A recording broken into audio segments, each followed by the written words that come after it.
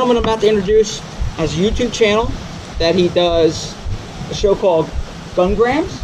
All right, Gungrams, where he plays a trumpet, shoots a gun.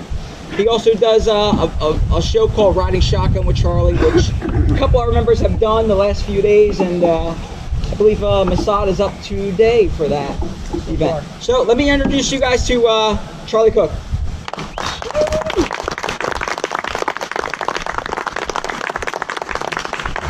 Thank you very much, Kevin. I hope I get Rob Morris's 10 minutes.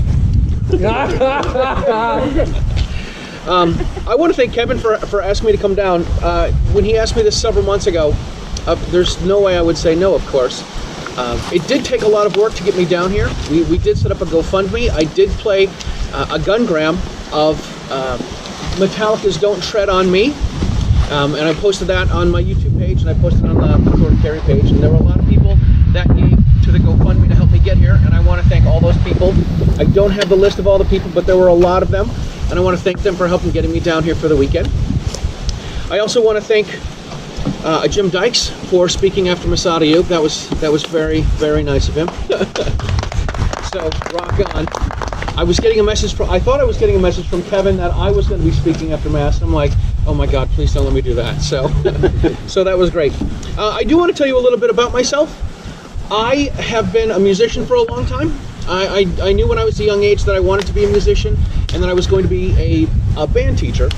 I was a gun agnostic when I was a child. I didn't grow up hunting or shooting. Wasn't in my wheelhouse of things that I did with my family. But after I became a father and realizing that I had people to protect is when I became a bit of a gun guy. And being a teacher for a long time led me to helping my buddies learn how to shoot. And I was a little selfish. I would take my neighborhood friends shooting, and I'd say, listen, here's the gun safety rules. I want to teach these to you because I don't want you to shoot me while we're here. So that was how I started becoming an instructor. After a couple years of that, I became a certified instructor through the NRA, and that's led me to a number of the NRA disciplines, the handgun, rifle, and shotgun, the person protection inside the home. I also became a Utah instructor, and I also teach the Sabres pepper spray course. So I got a lot of things that I try to offer my students. After I started doing that, I stopped, when my kids were young, I stopped being a gigging musician. I spent 10 years playing in a Motown disco funk band, so I'm very not your typical gun guy. Very much like I'm sure a lot of you people are. After I get into gun stuff, I realized that I could probably find a way to put the two things that I like to do together. So I was talking with a friend of mine. He said, you know, it'd be really funny is if you played bum ba da da da, and I thought that was completely ridiculous. So I went home and I worked on one-handed reloading, and I got that down relatively smooth. And I was able to play the trumpet and do a one-handed mag change with my right hand in about a second and a half, I think. It wasn't very long. And I made a video doing that in 2014. In 2015, I made another video of a happy birthday, playing the trumpet and shooting an AR-15 at the same time. As a parent, I hate going to kids' birthday parties where they say cha-cha-cha at the end of every line of happy birthday. I hate that as a parent. I hate it as a musician. It just doesn't bode well with me. So I figured what I would do is I would go play happy birthday and shoot the cha-cha-cha part. And after I posted that on my YouTube channel and I shared it on my Facebook page, I had a lot of people asking me if I would make one of these videos for them. And then that led to more happy birthday for a bunch of other people. It led to patriotic tunes, it led to TV theme songs, and it just kind of took off from there. I had no intention of ever getting into making videos. I used to tell people that my iPhone was way more dangerous than any gun that I would carry because I could videotape myself doing stupid stuff or maybe even get myself in trouble. But I started making videos on my phone because it was easy and I had one. And I eventually realized that I have the habit of talking a little bit. Just a little. Just a little bit. And I realized that when my son was a teenager, the only way that he would really talk with me is when we were driving. And so I said, you know what, I watched Carpool Karaoke, so I'm like, how can I parlay that into what I do and become a gun guy and talk with people in the gun community? So I decided to come up with this idea of me driving people in the car, and I called it Riding Shotgun with Charlie. I'm in the driver's seat, they're in the passenger seat, and that's how riding shotgun with Charlie became a little bit of a thing. I had no idea that it could take off and be bigger, and I could have a YouTube channel, and I could interview cool people and guys like Masad Ayub and Rob Morris and a lot of other people in the gun community, and it's been a lot of fun for me, and it's growing, and I really enjoy doing it. It gives me a chance to meet other people from around the country, and we all have something in common. We all have the fact that we're gun folks here. We all like to shoot. Some people like target shooting, some people like hunting, some people like IDPA, some people like carrying a gun for personal protection, being able to protect our families. Well, that led me to start to believe that not all gun owners are created equally, but we're all in this fight together. Whether you want to go trap shooting, great. I suck at shooting trap, but that's fine. If you want to shoot it, rock on. And I've talked to people that like to go hunting. I'm sure you guys know people that are hunters that have no desire to carry concealed. And I know plenty of people that carry concealed that have no desire to go hunting. But we all still have these rights, and we all need to find a way to maintain these. So what I did is I put my little talking thing together, and I interview people, and that's what I do to contribute to the gun community. It's what I can do. We've all got something that we can do. We've all got a way that we can contribute. Whether it's writing like Rob Morse does, whether it's making videos, whether it's putting time into stuffing envelopes for Florida Carry or for another organization, whether it's donating money, whether it's making phone calls. There's all stuff that we can do somehow to contribute to keeping our rights and keeping everything going. Now, I do want to say that I am from Massachusetts. I wasn't born there originally. I was born in Illinois. I moved to Massachusetts to go to college in Boston. And after I became a gun guy, I realized how stupid the gun laws are in Massachusetts.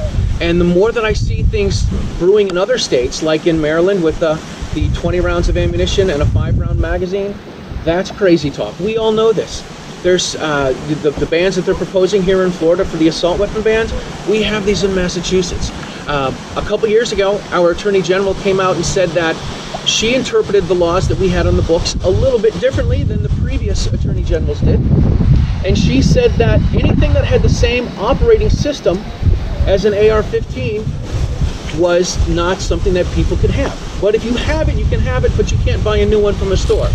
So on July 20th, 2016, all of the gun stores in Massachusetts sold out of their AR-15s because this is the last day they could have one. Now, the ridiculousness of Massachusetts laws, I call this welcome to the Commonwealth, because this is all crazy talk. You can still have an AR-15. I can sell one to another resident who has a gun license, but I can't buy one from a store. That's ridiculousness. In 1994, when we had the federal assault weapon ban, that put restrictions on semi-automatic rifles and magazine capacities.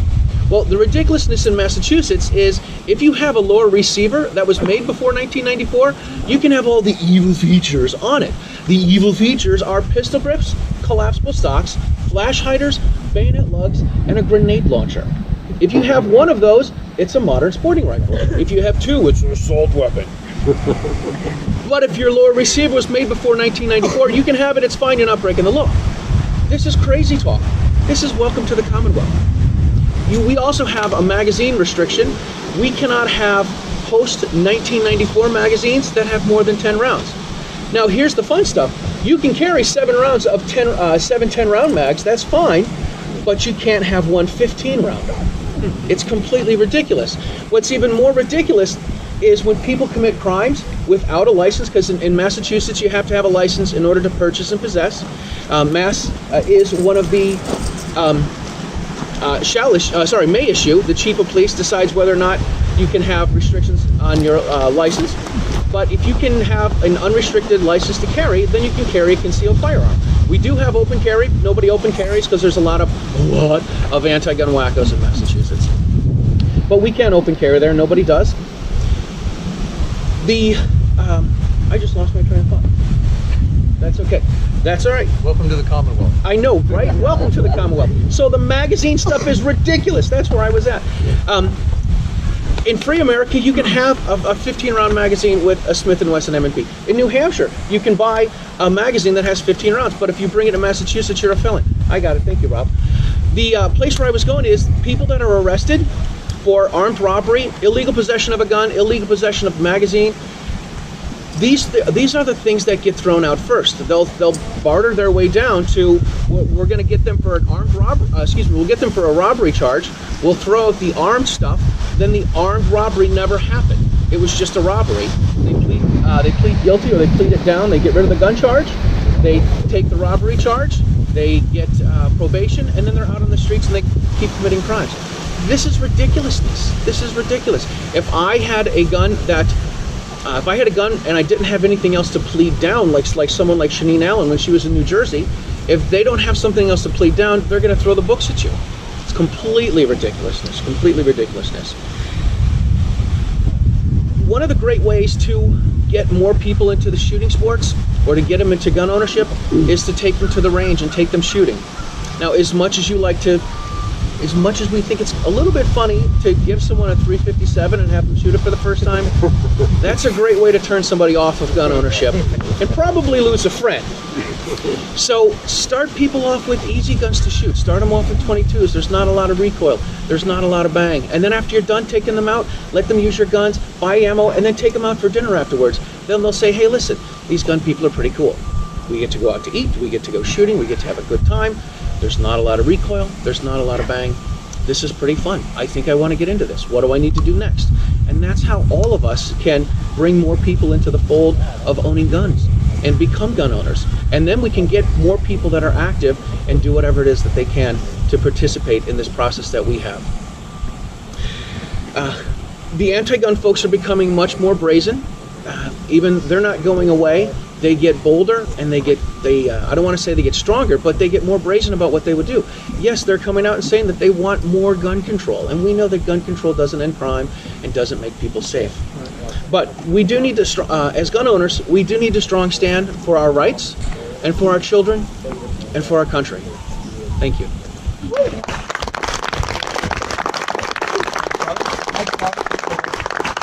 Not a lot of recall unless you're a New York Times reporter.